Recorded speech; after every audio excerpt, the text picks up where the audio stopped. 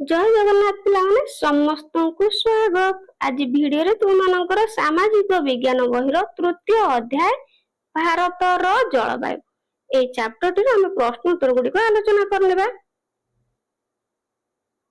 एक नंबर जलवायु नियामक गुड़िक सह सेमानंकर फलाफल संयोग कर। तबे जलवायु नियामक गुड़िक क स्तंभ रे अछि, ख स्तंभ रे सेमानकर फलाफल अछि। तेबे क स्तंभ सहित ख स्तंभ को जोग करिवा। तो देखो प्रथमे देछि अक्षांश, ताहले पिला माने अक्षांश रो फलाफल हेउछि एठी हबो ख उत्तर और दक्षिण रे विभिन्न जलवायु सृष्टि करे। दुई रे अछि समुद्र पतन ठारू उच्चता, ताहले एटा हबो पिला माने ग रे उच्च स्थान को ठंडा रखे।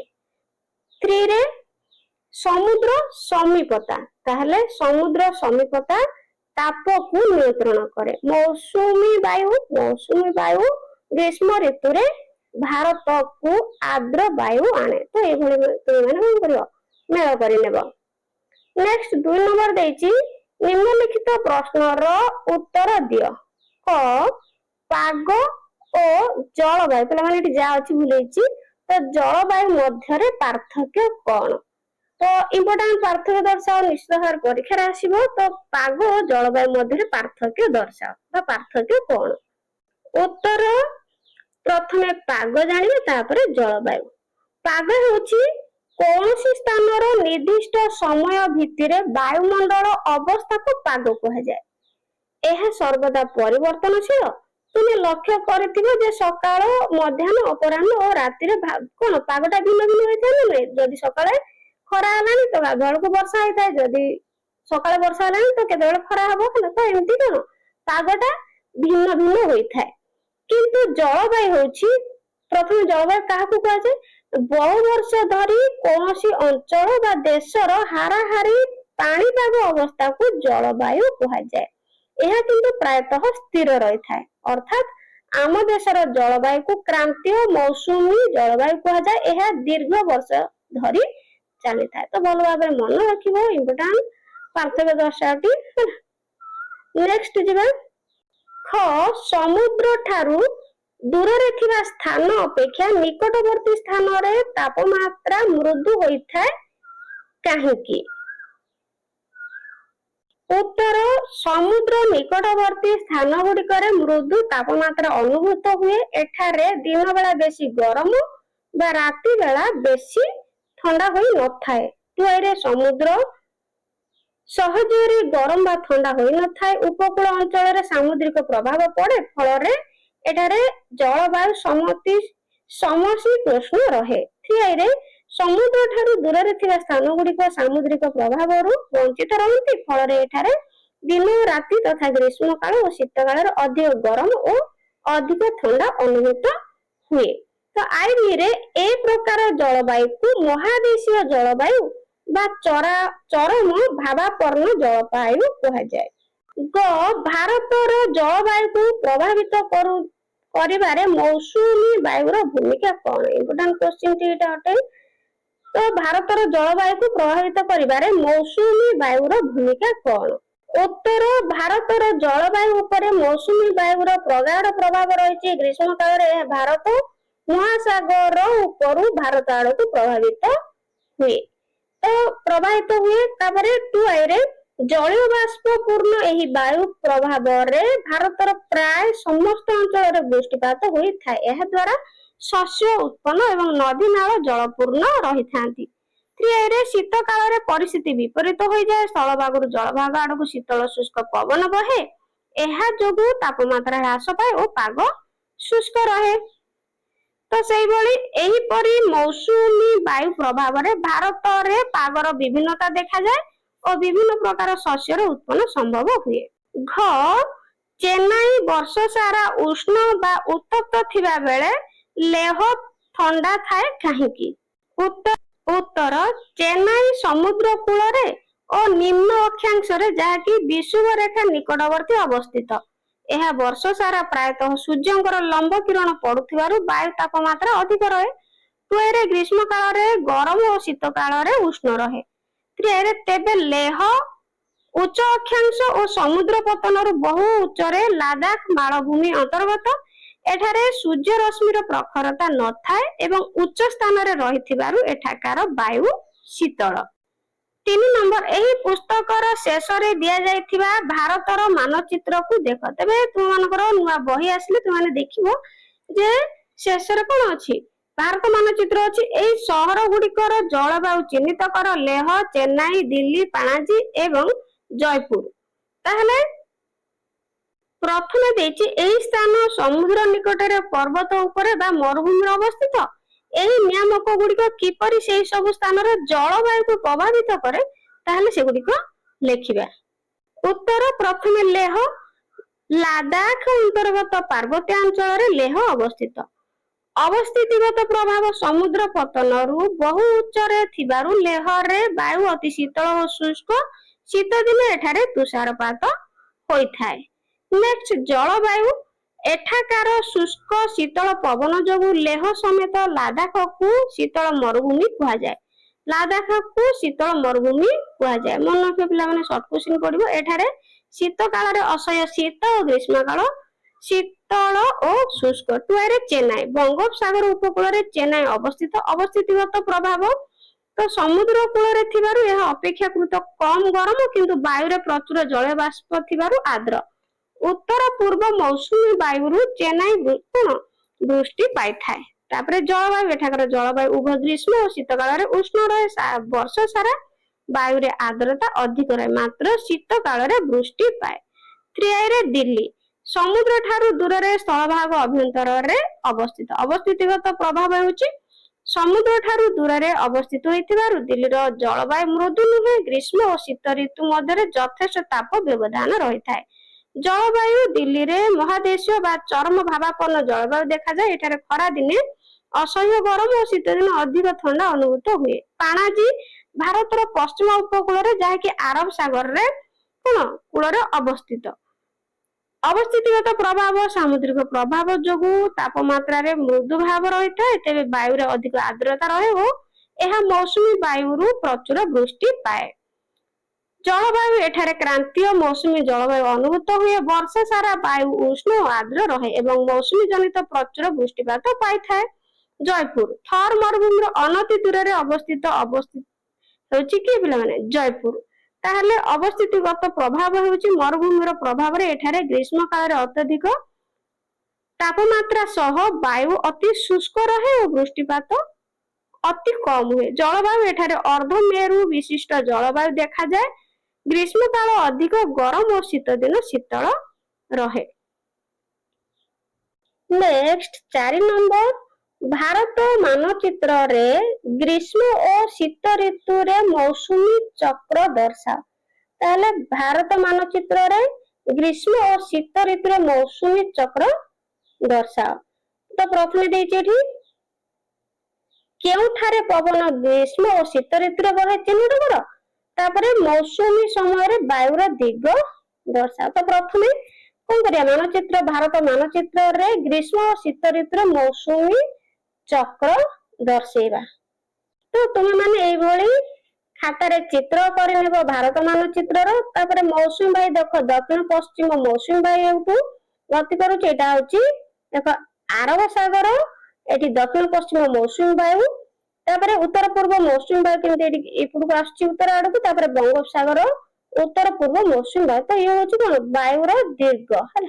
तो तुम माने एई भली कोन करबो मानचित्र अंकन करिकि सेतिरे वायु रो दिग सब दर्शेबो। केवल वायु रो दिग गुडिक दक्षिण पश्चिम मौसुमी वायु, तापरे उत्तर पूर्व मौसुमी वायु, दक्षिण पश्चिम मौसुमी वायु, तापरे उत्तर पूर्व मौसुमी वायु हला। तो एमति तुम माने कोन करबो चित्र करिकि दर्शेइ नेबो। ताहले केउठारे पवन ग्रीष्म और शीत ऋतु रे बहे चिन्हट कर। ताहले एई भली आ गोटे चित्र करबो हला भारत मानचित्र रो। सेथिरे ग्रीष्म ऋतु रे पवन रो दिग। तो एठी देखो ग्रीष्म मौसुमी वायु हला एटा ग्रीष्म मौसुमी वायु। एठी ग्रीष्म मौसुमी वायु एठी देखि हिमालय आडू जाउछ। तो एमति ग्रीष्म ऋतु रे पवन रो दिग। आ गोटे पचारिछि जे शीत ऋतु रे पवन रो दिग। ताहले एठी एमति करनेबो चित्रटी एमति करिकि तुम माने सब निजे खाता रे दर्शेबो हला। ଏଇଭଳି ଚିତ୍ର ଅଙ୍କନ କରିବ। ନେକ୍ସଟ 5 ନମ୍ବର, ଭାରତର କୃଷି ଓ ପାଗ ସହିତ ଜଡିତ ପର୍ବପର୍ବାଣୀ ଯେମିତି ଅକ୍ଷୟ ତୃତୀୟା, ହୋଲି ଏସବୁ କଣ କୃଷି ଭିତ୍ତିକ ପର୍ବ ନୁହେଁ। ତ ଏଗୁଡିକ ଦର୍ଶାଇ ରଙ୍ଗୀନ ପୋଷ୍ଟର ମାନ ପ୍ରସ୍ତୁତ କର। ଏହି ପର୍ବପର୍ବାଣୀର ଚିତ୍ର ବା ଛବି ମଧ୍ୟ ଅଙ୍କନ କର। ତାହେଲେ ଅକ୍ଷୟ ତୃତୀୟା, ହୋଲି ଏଇ ସବୁ କୃଷି ଭିତ୍ତିକ ପର୍ବ ଗୁଡିକର ଚିତ୍ର କରିବ। ଆଉ ପୋଷ୍ଟର ମାନ କଣ କରିବ ନା ତାକୁ କଣ କରିବ ଦର୍ଶେଇକି ରଙ୍ଗୀନ ପୋଷ୍ଟର ମାନ ମଧ୍ୟ ପ୍ରସ୍ତୁତ କରିବ। ତେବେ ଦେଖିବା ଉତ୍ତର। ତ ପିଲାମାନେ ଏଇଭଳି ଅକ୍ଷୟ ତୃତୀୟା ଆଉ ହୋଲି ପାଇଁ ତୁମେ ଚିତ୍ର ଅଙ୍କନ କରିବ ଖାତାରେ ହେଲା। ଦେଖ କୃଷି ଭିତ୍ତିକ ପର୍ବ ଅକ୍ଷୟ ତୃତୀୟା ଆଉ ହୋଲି ହେଲା। ତ ଏଇଭଳି ତମେ କଣ କରିବ, କୃଷିର ଶୁଭାରମ୍ଭ କେମିତି ହଳ କରାଯାଏ, ବିହନ ବା ଧାନ କେମିତି ବୁଣା ହଉଥିବାର ଏଇଭଳି ତୁମେ ଚିତ୍ର କରିବ ହେଲା। ତାପରେ ଏଠି ରଙ୍ଗର ପର୍ବ ହଉଛି କି ହୋଲି, ତେଣୁ ଏମିତି ମଧ୍ୟ ହୋଲିର ଚିତ୍ର ତୁମେ କରିନେବ, ଖାତାରେ ଚିତ୍ର କରିବ ହେଲା। 6 ନମ୍ବର, ନିଜକୁ ଜଣେ କୃଷକ ମନେ କର। ବର୍ଷା ଋତୁ ପାଇଁ ତୁମେ କିପରି ପ୍ରସ୍ତୁତ ରହିବ ସେ ସମ୍ବନ୍ଧରେ ଏକ କ୍ଷୁଦ୍ର ଅନୁଚ୍ଛେଦ ଲେଖ। ତ ନିଜକୁ ମନେକର ଜଣେ କୃଷକ, ବର୍ଷା ଋତୁ ପାଇଁ ତୁମେ କିପରି ପ୍ରସ୍ତୁତ ରହିବ। ଆଗକୁ ବର୍ଷା ଋତୁ ଆସୁଛି, ତେଣୁ କଣ କଣ ସବୁ ପ୍ରସ୍ତୁତ ରହିବ ତ ସେଗୁଡିକ ବିଷୟରେ ଅନୁଚ୍ଛେଦ ଗୋଟେ ଲେଖ। ଉତ୍ତର, ଏକ ଚାଷୀ ହିସାବରେ ବର୍ଷା ଋତୁ ଆସିବା ପୂର୍ବରୁ ମତେ ଅନେକ ପ୍ରାକ୍ ପ୍ରସ୍ତୁତିର ଆବଶ୍ୟକତା ରହିଛି। ଚାଷ ପାଇଁ ଆବଶ୍ୟକ ହଳ, ଲଙ୍ଗଳ ଓ ଅନ୍ୟାନ୍ୟ ଯନ୍ତ୍ରପାତି ଗୁଡିକୁ ପ୍ରସ୍ତୁତ କରି ରଖିବା ନିତ୍ୟାନ୍ତ ଆବଶ୍ୟକ। ଚାଷ ଜମିକୁ ହଳ କରି ସେଥିରୁ ଘାସ, ଅନାବନା ଗଛ ଉପାଡ଼ି କାଟି ସଫା କରିବାକୁ ପଡିବ। ଧାନ ବିହନ ମଧ୍ୟ ଯୋଗାଡ଼ କରି ରଖିବାକୁ ପଡିବ ବା ହେବ। ବିଲରେ ଗୋବର ଖତ ଦେଇ ଜମିର ଉର୍ବରତା ବଢେଇବା ଆବଶ୍ୟକ। ଉର୍ବରତାକୁ ବଢେଇବ। ନିଜ ଘର ଓ ଗୁହାଳର ମରାମତି ଭଲ ଭାବେ କରିବା ଦରକାର, ଯେପରି ଚାଳରୁ ପାଣି ନ ଗଳେ। ଗୋରୁ ଗାଈ ତଥା ଅନ୍ୟାନ୍ୟ ଗୃହପାଳିତ ପଶୁଙ୍କ ପାଇଁ ଶୁଖିଲା ଖାଦ୍ୟ ତଥା ଛଣ ଆଦି ଯୋଗାଡ଼ କରିବାକୁ ହେବ। ତଳି ପକାଇବାକୁ ଜମି ପ୍ରସ୍ତୁତ କରିବାକୁ ହେବ। ସମବାୟ ସଂସ୍ଥାରୁ ସାର ଓ କୀଟନାଶକ ଆଣି ଘରେ ରଖିବ। ଚାଷ ଜମିର ହିଡ଼ ଆଦିକୁ ମଜବୁତ କରିବାକୁ ହେବ, ଯଦ୍ୱାରା ପାଣି କଣ ହବ ଜମିରେ ରହିପାରିବ। ଚାଷ ଜମି ଚାରିପଟେ ଜଳ ନିଷ୍କାସନ ବ୍ୟବସ୍ଥାର ତଦାରଖ ଆବଶ୍ୟକ। ଫଳରେ ପାଣି ଜମି ହୋଇ ରହିବ ନାହିଁ। ମୌସୁମୀ ବର୍ଷାର ସଫଳତା ବିଫଳତା ଉପରେ ଦୃଷ୍ଟି ରଖି ଭବିଷ୍ୟତ କାର୍ଯ୍ୟପନ୍ଥା ସ୍ଥିର କରିବାକୁ ହେବ। ଗ୍ରାମ ଠାକୁରାଣୀଙ୍କୁ ପ୍ରାର୍ଥନା କରିବି ଏଥର ମୌସୁମୀ ବୃଷ୍ଟିପାତ ଠିକ ଠାକ ହେଉ ଓ ଭଲ ଫସଲ ଫଳୁ। 7 ନମ୍ବର ପ୍ରଶ୍ନ ରହିଛି, ପ୍ରାକୃତିକ ବିପର୍ଯ୍ୟୟ। ତ ବିପର୍ଯ୍ୟୟ ଅଛି ପିଲାମାନେ, ବିପର୍ଯ୍ୟୟ ଯେମିତିକି ବାତ୍ୟା, ବନ୍ୟା ଓ ଭୂସ୍ଖଳନ ଏବଂ ବନାଗ୍ନି, ଯୋଉଟା କି ବନରେ ଅଗ୍ନି ଲାଗିଯାଏ, ତ ତାକୁ ଚିହ୍ନଟ କର। ପ୍ରାକୃତିକ ବିପର୍ଯ୍ୟୟ ଏଗୁଡିକ ସବୁ କଣ କରିବେ, ଚିହ୍ନଟ କରିବେ। ଏଗୁଡିକର କାରଣ ଓ ପ୍ରଭାବ ସମ୍ପର୍କରେ ଛୋଟ ପ୍ରବନ୍ଧ ଲେଖ। ଏଗୁଡିକର ପ୍ରଭାବ ହ୍ରାସ କରିବା ପାଇଁ ବ୍ୟକ୍ତି, ଗୋଷ୍ଠୀ ଓ ସରକାର କି ପଦକ୍ଷେପ ନେଇପାରିବେ ସେ ସମ୍ବନ୍ଧରେ ପରାମର୍ଶ ଦିଅ। ଉତ୍ତର, ପ୍ରଥମେ ବାତ୍ୟା। ବାତ୍ୟା ବା ସାମୁଦ୍ରିକ ଝଡ଼ ହେଉଛି ଏକ ଭୟଙ୍କର ପ୍ରାକୃତିକ ବିପର୍ଯ୍ୟୟ। ଗ୍ରୀଷ୍ମ ଋତୁରେ କିମ୍ବା ବର୍ଷା ଋତୁ ପରେ ସମୁଦ୍ର ପୃଷ୍ଠର ତାପମାତ୍ରା ବୃଦ୍ଧି ପାଇଲେ ସେଠାରେ ଲଘୁଚାପ ସୃଷ୍ଟି ହୁଏ। ଏହି ଲଘୁଚାପ କ୍ରମଶଃ ଘନୀଭୂତ ହୋଇ ଘୂର୍ଣ୍ଣି ବାତ୍ୟାର ରୂପ ନିଏ। ଏହା ଉପକୂଳ ଆଡକୁ ଅଗ୍ରସର ହେବା ସମୟରେ ପ୍ରବଳ ବେଗରେ ପବନ ବହିବା ସହ ଭାରି ବର୍ଷା ହୋଇଥାଏ। ବାତ୍ୟା ପ୍ରଭାବରେ ସମୁଦ୍ରରେ ବଡ ବଡ ଢେଉ ଉଠେ ଏବଂ ଉପକୂଳ ଅଞ୍ଚଳରେ ଲୁଣି ପାଣି ମାଡ଼ିଯାଏ। ଏହାର ପ୍ରଭାବରେ କଚ୍ଚା ଘର ଦ୍ୱାର ଭାଙ୍ଗିଯାଏ, ବଡ ବଡ ଗଛ ଏବଂ ବିଦ୍ୟୁତ ଖୁଣ୍ଟ ଉପୁଡି ପଡେ। ଗମନାଗମନ ଓ ଯୋଗାଯୋଗ ବ୍ୟବସ୍ଥା ସମ୍ପୂର୍ଣ୍ଣ ବିଚ୍ଛିନ୍ନ ହୋଇଯାଏ। ଚାଷ ଜମିରେ ସମୁଦ୍ର ପାଣି ପଶିଯିବା ଫଳରେ ବ୍ୟାପକ ଫସଲ ନଷ୍ଟ ହୁଏ। ବହୁ ଧନ ଜୀବନ ଏବଂ ଗୃହପାଳିତ ପଶୁ ପକ୍ଷୀ ମାନଙ୍କର ପ୍ରାଣହାନି ଘଟିଥାଏ। ଭାରତର ପୂର୍ବ ଉପକୂଳ ପାଇଁ ଏହା ଏକ ନିୟମିତ ବିପଦ। ନେକ୍ସଟ, ବନ୍ୟା। ବନ୍ୟା ହେଉଛି ଜଳ ପ୍ଳାବିତ ଦ୍ୱାରା ସୃଷ୍ଟି ହେଉଥିବା ଅନ୍ୟ ଏକ ବିପର୍ଯ୍ୟୟ। ଲଗାଣ ବର୍ଷା କିମ୍ବା ନଦୀର ଉପର ମୁଣ୍ଡରେ ଅତ୍ୟଧିକ ବୃଷ୍ଟିପାତ ହେଲେ ନଦୀର ଜଳସ୍ତର ହଠାତ୍ ବୃଦ୍ଧି ପାଏ। ନଦୀର ଜଳ ଧାରଣ କ୍ଷମତା କମିଗଲେ ଏବଂ ନଦୀ ବନ୍ଧ ଭାଙ୍ଗିଗଲେ ଚାରିଆଡେ ବନ୍ୟା ପରିସ୍ଥିତି ସୃଷ୍ଟି ହୁଏ। ବ୍ୟାପକ ଜଙ୍ଗଲ କ୍ଷୟ ଏବଂ ଅବୈଜ୍ଞାନିକ ସହରୀକରଣ ଯୋଗୁଁ ବର୍ଷା ଜଳ ଠିକ ଭାବରେ ନିଷ୍କାସିତ ହୋଇ ନ ପାରିବା ବନ୍ୟାର ଅନ୍ୟତମ କାରଣ। ବନ୍ୟା ଫଳରେ ହଜାର ହଜାର ହେକ୍ଟର ଚାଷ ଜମି ବାଲିଚର ହୋଇଯାଏ ଏବଂ ଫସଲ ନଷ୍ଟ ହୁଏ। ଲୋକମାନଙ୍କର ଘର ଦ୍ୱାର ଭାଙ୍ଗିଯିବା ସହ ସେମାନେ ନିରାଶ୍ରୟ ହୋଇ ପଡନ୍ତି। ବନ୍ୟା ଜଳ କମିବା ପରେ ପାନୀୟ ଜଳ ଦୂଷିତ ହୋଇ ହଇଜା ଏବଂ ଝାଡା ବାନ୍ତି ଭଳି ଜଳବାହିତ ରୋଗ ବ୍ୟାପିଥାଏ। ପରିବହନ ବ୍ୟବସ୍ଥା କଣ ହେଇଯିବ, ନା ଥପ ହୋଇଯିବା ବା ବନ୍ଦ ହୋଇଯିବା ହେଲା, ଥପ ବା ବନ୍ଦ ହୋଇଯିବା ସହ ବହୁ ସଂଖ୍ୟାରେ ମଣିଷ ଓ ଗୃହପାଳିତ ପଶୁଙ୍କର ଜୀବନ ହାନି ଘଟିଥାଏ। ନେକ୍ସଟ ଭୂସ୍ଖଳନ ଦେଇଥିଲା ନା, ତ ଭୂସ୍ଖଳନ ମୁଖ୍ୟତଃ ପାହାଡିଆ ଓ ପାର୍ବତ୍ୟ ଅଞ୍ଚଳରେ ଦେଖାଯାଉଥିବା ଏକ ବିପଜ୍ଜନକ ସମସ୍ୟା। ଅତ୍ୟଧିକ ବର୍ଷା, ଭୂମିକମ୍ପ କିମ୍ବା ବାଦଲ ଫଟା ବର୍ଷା କାରଣରୁ ପାହାଡରୁ ମାଟି, ବିରାଟ ପଥର ଖଣ୍ଡ କିମ୍ବା କାଦୁଅ ହଠାତ୍ ତଳକୁ ଖସି ଆସିବାକୁ ଭୂସ୍ଖଳନ କୁହାଯାଏ। ବୃକ୍ଷଛେଦନ, ପାହାଡ କାଟି ରାସ୍ତା ନିର୍ମାଣ ଏବଂ ଖଣି ଖନନ ଭଳି ମାନବୀୟ କାର୍ଯ୍ୟକଳାପ ଯୋଗୁଁ ପାହାଡର ମାଟି ଦୁର୍ବଳ ହୋଇ ଏହା ଘଟିଥାଏ। ଭୂସ୍ଖଳନ ଯୋଗୁଁ ପାହାଡିଆ ରାସ୍ତା ଗୁଡିକ ବନ୍ଦ ହୋଇଯାଏ ଏବଂ ଗମନାଗମନ ବାଧାପ୍ରାପ୍ତ ହୁଏ। ପାହାଡ ତଳେ ଥିବା ଗାଁ ଏବଂ ଘରଦ୍ୱାର ମାଟି ତଳେ ପୋତି ହୋଇଯିବା ଫଳରେ ଅନେକ ଲୋକଙ୍କର ମୃତ୍ୟୁ ଘଟେ। ନଦୀ ଗର୍ଭରେ ପଥର ଖସି ପଡିଲେ ନଦୀର ଗତିପଥ ଅବରୋଧ ହୋଇ ହଠାତ୍ ବନ୍ୟା ସୃଷ୍ଟି ହେବାର ଆଶଙ୍କା ଥାଏ। ଭାରତରେ ହିମାଳୟ ପାର୍ବତ୍ୟାଞ୍ଚଳ ଏବଂ ପଶ୍ଚିମଘାଟ ପର୍ବତମାଳାରେ ଏହି ସମସ୍ୟା ଅଧିକ ଦେଖିବାକୁ ମିଳେ। ତାପରେ ପିଲାମାନେ ବନାଗ୍ନି। ବନାଗ୍ନି ବା ଜଙ୍ଗଲ ନିଆଁ ଏକ ଭୟାବହ ପ୍ରାକୃତିକ ତଥା ମାନବକୃତ ବିପର୍ଯ୍ୟୟ। ଗ୍ରୀଷ୍ମ ଋତୁରେ ଅତ୍ୟଧିକ ଉତ୍ତାପ ଯୋଗୁଁ ଶୁଖିଲା ପତ୍ର ଓ ଡାଳ ମଧ୍ୟରେ ଘର୍ଷଣ ହୋଇ ଆପେ ଆପେ ନିଆଁ ଲାଗିଯାଏ। ବେଳେ ବେଳେ ବଜ୍ରପାତ କିମ୍ବା ଜଙ୍ଗଲକୁ ଯାଉଥିବା ଲୋକଙ୍କ ଖାମଖିଆଲି ମନୋଭାବ ଯଥା ଜଳନ୍ତା ନିଆଁ ବା ସିଗାରେଟ ଫିଙ୍ଗିବା ଯୋଗୁଁ ମଧ୍ୟ ଜଙ୍ଗଲରେ ନିଆଁ ବ୍ୟାପିଥାଏ। ଏହା ନିଆଁ ପବନ, ଏହି ନିଆଁ ପବନ ସଂସ୍ପର୍ଶରେ ଆସି ଖୁବ୍ ଶୀଘ୍ର କଣ କରିଥାଏ, ବ୍ୟାପି ଯାଇଥାଏ ଏବଂ ଏହାକୁ ଆୟତ୍ତ କରିବା କଷ୍ଟକର ହୋଇପଡେ। ବନାଗ୍ନି ଯୋଗୁଁ ବହୁ ଗଛଲତା, ମୂଲ୍ୟବାନ ଗଛଲତା, ଔଷଧୀୟ ବୃକ୍ଷ ପୋଡି ହୋଇ ନଷ୍ଟ ହୋଇଯାଏ। ଅନେକ ବନ୍ୟଜନ୍ତୁ, ପକ୍ଷୀ ଏବଂ କୀଟପତଙ୍ଗ ନିଆଁରେ ପୋଡି ହୋଇ ମରିଯାଆନ୍ତି, ଯାହା ପରିବେଶର ସନ୍ତୁଳନ ନଷ୍ଟ କରେ। ଏହା ଦ୍ୱାରା ପ୍ରଚୁର ପରିମାଣରେ ଧୂଆଁ ଓ ଅଙ୍ଗାରକାମ୍ଳ ବାହାରି ବାୟୁମଣ୍ଡଳକୁ ପ୍ରଦୂଷିତ କରିବା ସହ ଜଳବାୟୁ ପରିବର୍ତ୍ତନର କାରଣ ସାଜିଥାଏ। ପ୍ରାକୃତିକ ବିପର୍ଯ୍ୟୟ ପ୍ରଭାବ ହ୍ରାସ ପାଇଁ ପଦକ୍ଷେପ।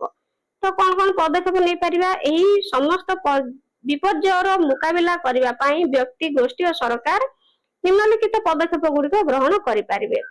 ପ୍ରଥମେ ବ୍ୟକ୍ତିଗତ ପଦକ୍ଷେପ। ପୂର୍ବ ପ୍ରସ୍ତୁତି।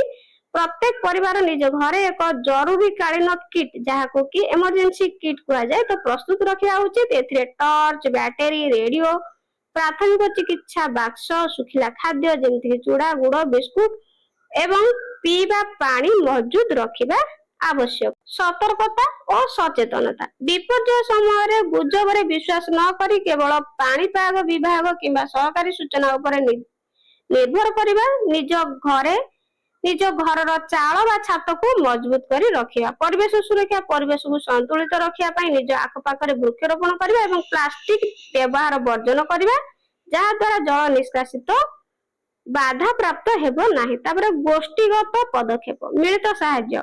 ପ୍ରତି ଗ୍ରାମ ବା ସାହିରେ ଏକ ବିପର୍ଯ୍ୟୟ ପରିଚାଳନା କମିଟି ଗଠନ କରିବା, ଯେଉଁଥିରେ ଯୁବକମାନେ ଲୋକଙ୍କୁ ସାହାଯ୍ୟ କରିବା ପାଇଁ ପ୍ରସ୍ତୁତ ରହିବେ। ଆଶ୍ରୟସ୍ଥଳୀ ଚିହ୍ନଟ। ଗାଁର ସ୍କୁଲ, କଲେଜ କିମ୍ବା ବାତ୍ୟା ଆଶ୍ରୟସ୍ଥଳୀ ଭଳି ନିରାପଦ ତଥା ଉଚ୍ଚ ସ୍ଥାନ ଗୁଡିକୁ ପୂର୍ବରୁ ଚିହ୍ନଟ କରି ରଖିବା, ଯାହା ଦ୍ୱାରା ବିପଦ ସମୟରେ ଲୋକେ ସେଠାରେ ଆଶ୍ରୟ ନେଇପାରିବେ। ପ୍ରାଥମିକତା। ବିପର୍ଯ୍ୟୟ ସମୟରେ ଗାଁର ବୃଦ୍ଧ, ବୃଦ୍ଧା, ଛୋଟ ପିଲା, ଗର୍ଭବତୀ ମହିଳା ଏବଂ ଭିନ୍ନକ୍ଷମ ମାନଙ୍କୁ ପ୍ରଥମେ ସୁରକ୍ଷିତ ସ୍ଥାନକୁ ସ୍ଥାନାନ୍ତର କରିବାରେ ଗୋଷ୍ଠୀ ସାହାଯ୍ୟ କରିବା ଉଚିତ। ତାପରେ ସରକାରୀ ପଦକ୍ଷେପ। ପୂର୍ବାନୁମାନ ଓ ସତର୍କବାଣୀ। କୃତ୍ରିମ ଉପଗ୍ରହ ବା ସାଟେଲାଇଟ ଓ ରାଡାର ମାଧ୍ୟମରେ ପାଣିପାଗର ସଠିକ ସୂଚନା ସଂଗ୍ରହ କରି ରେଡିଓ, ଟେଲିଭିଜନ ଏବଂ ମୋବାଇଲ ମାଧ୍ୟମରେ ଲୋକଙ୍କ ପାଖରେ ଆଗୁଆ ସତର୍କବାଣୀ ପହଞ୍ଚାଇବା। ଉଦ୍ଧାର ଏବଂ ରିଲିଫ କାର୍ଯ୍ୟ। ବିପର୍ଯ୍ୟୟ ସମୟରେ ଲୋକଙ୍କୁ ଉଦ୍ଧାର କରିବା ପାଇଁ NDRF ଏବଂ ସ୍ଥାନୀୟ ଉଦ୍ଧାରକାରୀ ଦଳକୁ ତୁରନ୍ତ ମୁତୟନ କରିବା। ଆଶ୍ରୟସ୍ଥଳୀରେ ରହୁଥିବା ଲୋକଙ୍କ ପାଇଁ ରନ୍ଧା ଖାଦ୍ୟ, ପାନୀୟ ଜଳ ଏବଂ ଔଷଧର ବ୍ୟବସ୍ଥା କରିବା। ଦୀର୍ଘକାଳୀନ ଯୋଜନା, ଯେମିତି ବନ୍ୟା ନିୟନ୍ତ୍ରଣ ପାଇଁ ନଦୀବନ୍ଧ ନିର୍ମାଣ ଓ ମରାମତି କରିବା। ଉପକୂଳବର୍ତ୍ତୀ ଅଞ୍ଚଳରେ ବ୍ୟାପକ ହେନ୍ତାଳ ବନ ସୃଷ୍ଟି କରିବା ଏବଂ ବିପର୍ଯ୍ୟୟ ପରେ କ୍ଷତିଗ୍ରସ୍ତ ଲୋକଙ୍କୁ ଘର ତଥା ଚାଷ ପାଇଁ ଆର୍ଥିକ ସହାୟତା ଯୋଗାଇ ଦେବା। ନେକ୍ସଟ। ତ ପିଲାମାନେ ଆଉ କ୍ୱେଶ୍ଚିନ ନାହିଁ, ତୁମମାନଙ୍କର ଚତୁର୍ଥ ଅଧ୍ୟାୟ ଆରମ୍ଭ ହେଇଯାଇଛି। ଆଶା କରୁଛି ଭିଡିଓଟି ହେଲ୍ପଫୁଲ ହେଇଥିବ। ଚ୍ୟାନେଲରେ ନୂଆ ଥିଲେ ଚ୍ୟାନେଲକୁ ସବସ୍କ୍ରାଇବ କରିବେ ଏବଂ ଭିଡିଓକୁ ଗୋଟେ ଲାଇକ କରିଦେବେ। ତ ପରବର୍ତ୍ତୀ ଭିଡିଓରେ କେଉଁ ଟପିକରେ ତୁମକୁ କ୍ୱେଶ୍ଚିନ ଆନ୍ସର ଦରକାର ମତେ କମେଣ୍ଟରେ ଜଣେଇବେ ହେଲା। ଆଜି ପାଇଁ ରହୁଛି। Thank you.